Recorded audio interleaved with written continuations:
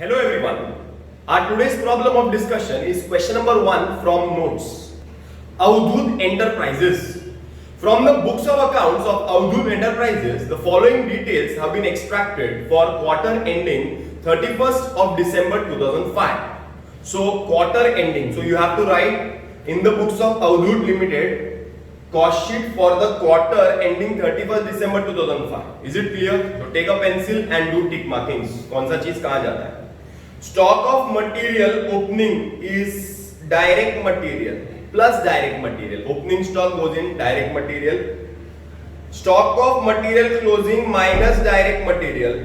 Purchase of material plus direct material. Direct wages DW. Direct expenses DE. Indirect wages याद है ना, direct wages तो direct wages में जाएगा. Indirect wages will be factory. Salaries to admin is office overhead OO. Carriage inward is expense of direct material. So right plus DM. तो DM लिखेंगे तो समझ में आ जाएगा DM वाले जितने भी चीजें. Carriage outward is selling overhead. Manager salary is office overhead. General charges is office overheads. Legal charges for criminal suit. Criminal suit मतलब कोई क्रिमिनल केस हो गया और क्रिमिनल केस होने के ऊपर कोई लीगल चार्जेस हो गया, तो लीगल चार्जेस रहेगा तो it is normal. But criminal suit हर बार थोड़ी होता है.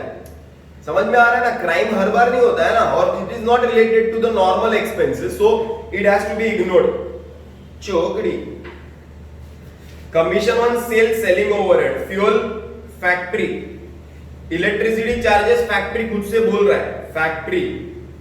Director fees office. Repairs to plant and machinery. Repair है ना, खर्चा है, प्लांट का है तो factory.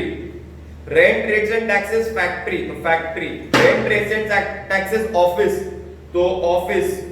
Depreciation on plant and machinery factory. Depreciation on furniture office. Salesman salary selling. Audit fees office. Okay.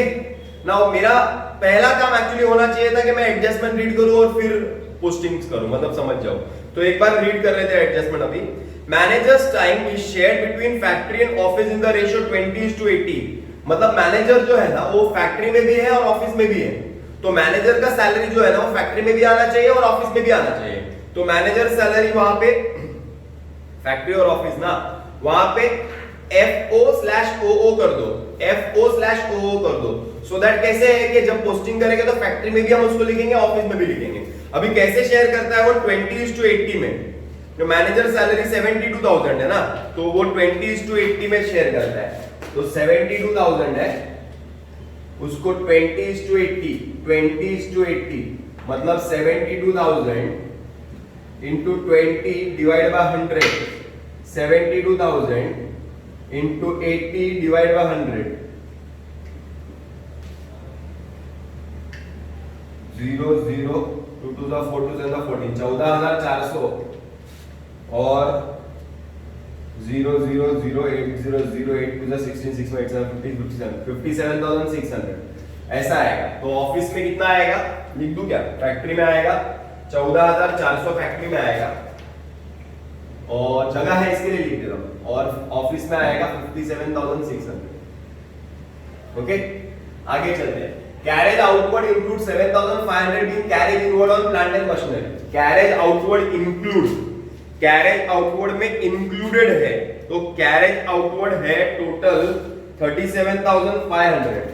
तो कैरेज आउटवर्ड 37,500 है, इसमें 7,500 इंक्लूडेड है जो इसका नहीं है, तो इसमें से माइनस करेंगे तो आंसर आएगा 30,000. कैरेज आउटवर्ड हो जाएगा 30,000. फिर से एक बार देख लेते हैं. Carriage outward include 7,500 for on plant and machinery. Carriage outward include 7,500 on plant and machinery. Carriage outward में 7,500 रुपया प्लांट एंड मशीनरी का इंक्लूडेड है, बराबर ना. तो कैरेज आउटवर्ड में इंक्लूडेड है, तो कैरेज आउटवर्ड में से माइनस कर देंगे. तो यहां से माइनस कर दिया.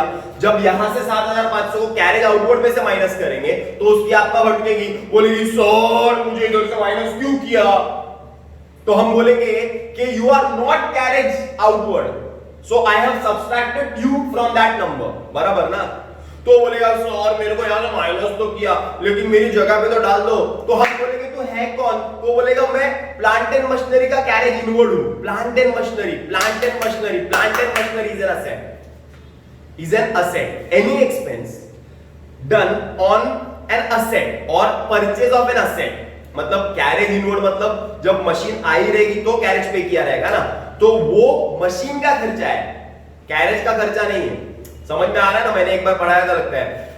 मैंने एक एयर कंडीशनर खरीदा, तो एयर कंडीशनर है 20,000 का, लेकिन उसको मेरे ऑफिस तक लगाने के लिए बहुत सारा खर्चा हुआ, बहुत सारा खर्चा हुआ।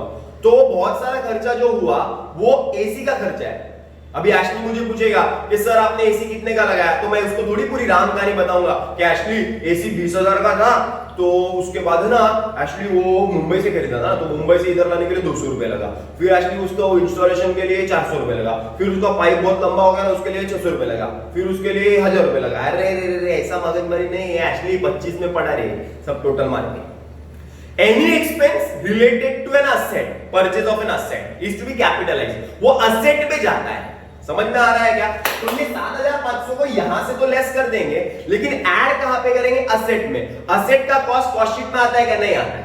समझ में आ रहा है? तो ये एडजस्टमेंट का एक ही इफेक्ट आएगा, यहां से लेस करेंगे कैरेज आउटवर्ड में से। तो कैरेज आउटवर्ड हम लोग कितना लेंगे? 30,000, बराबर है। Last adjustment is related to profit sales, बराबर ना, तो वो लास्ट में कर देंगे। ओके, यूनिट्स नहीं दिया हुआ है, डायरेक्टली पर्टिकुलर्स अमाउंट बना के खत्म करता हूं। चलो स्टार्ट करते हैं।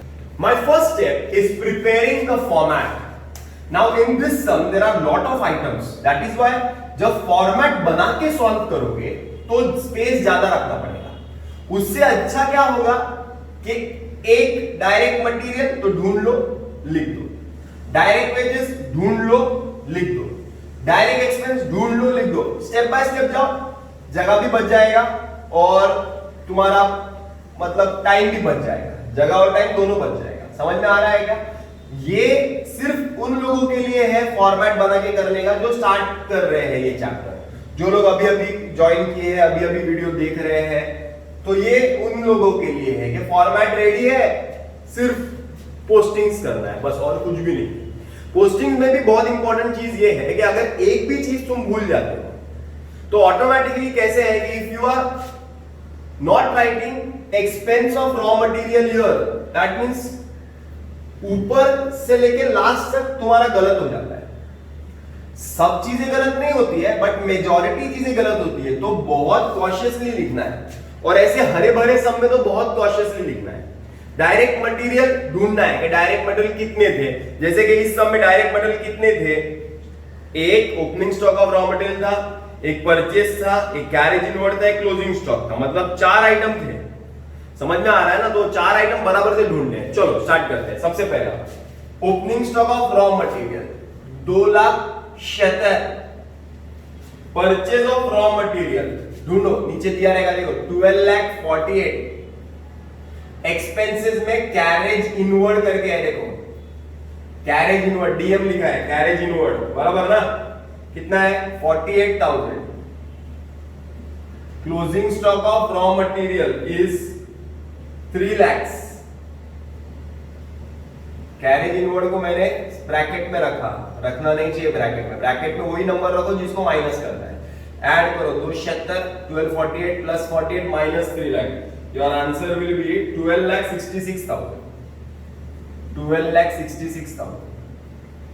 Next direct wages is 3,57,600. Direct expenses is 1,20,000. So you get prime cost as 17,43,600. Hope this is clear. यहां तक समझ में आ गया? Add factory overheads. अभी FO ढूंढो, तुम्हारे इसमें सब में FO ढूंढो। कितने ढूंढो? 1 2 3 4 5 6 7 आइटम है। 7 के 7 आइटम लिखने पड़ेंगे यार बॉस। पहला इनडायरेक्ट वेजेस लिखता हूं, ढूंढो इनडायरेक्ट वेजेस मिला, कितना है? 24,000। फिर मैनेजर सैलरी देखो ना, वो एडजस्टमेंट था ना, कितना परसेंट लेना है हमें? 20% लेना है, 14,400 लेना है। बराबर। आगे फ्यूल कितना है, फ्यूल 96,000। फिर इलेक्ट्रिसिटी, इलेक्ट्रिसिटी फैक्ट्री इलेक्ट्रिसिटी 72,000। फिर repairs to plant, repairs to plant and machinery कितना है, 63,000 है, चेक कर लो एक बार। फिर फैक्ट्री रेंट कितना है, 18,000, 6 आइटम हो गए। डेप्रिसिएशन ऑन प्लांट कितना है, 45,000। मारो टोटल, टोटल हो गया 3,32,400। तो तुमको फैक्ट्री कॉस्ट मिलेगा 20,76,000। ओके, यहां तक क्लियर है। The next is office overheads. फिर से ऑफिस ओवरहेड्स में 1 2 3 4 5 6 7 आइटम है, 7 वो 7 है। पहला सैलरी टू स्टाफ कितना है, देखो 6 है। फिर मैनेजर सैलरी, मैनेजर सैलरी 57,600। फिर जनरल चार्जेस करके है, देखो 37,200, चेक कर लो ना एक बार।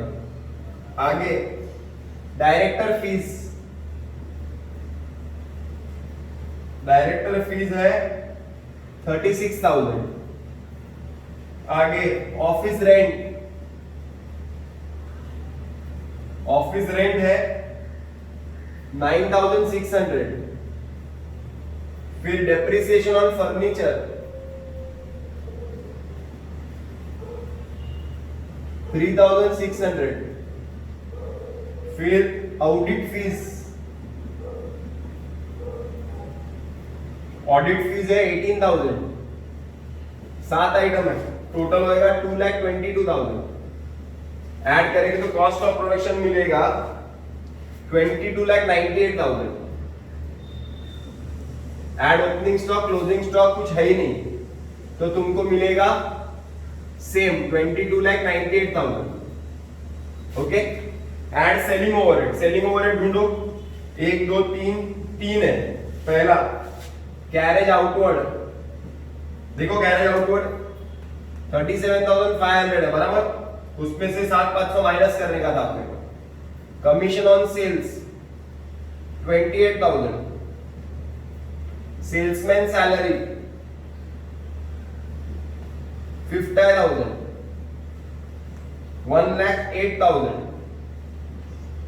तो तुमको मिलेगा कॉस्ट ऑफ सेल 24,06,000। ओके, यहां तक क्लियर है। The last part of the problem says profit and sales. In the question, adjustment is given that selling price is 120% of the cost price. So sales is 120% of the cost, that is 24,06,000. So you will get 24,06,000 into 120%. You will get 28,87,200. Minus करो, so you will get 4,81,200 as your profit. Hope this is clear. Okay, easy समझा.